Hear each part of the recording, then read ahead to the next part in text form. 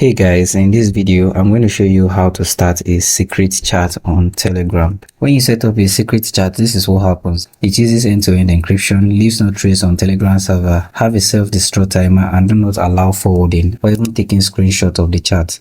So open Telegram and go to the conversation you want to start a secret chat with, and then tap on the name of the contact at the top of your screen. To the top right, you see the three dots. Tap on this, and on the pop-up, tap on Start Secret Chat.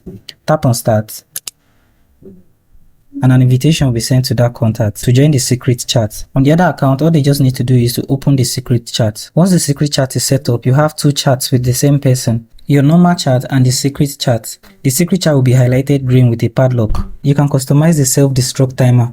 Tap and open the secret chat, and then tap on the three dots at the top right corner of your screen. Here you see self-destruct timer. Tap on this, and you can scroll to the time period you want it to be active.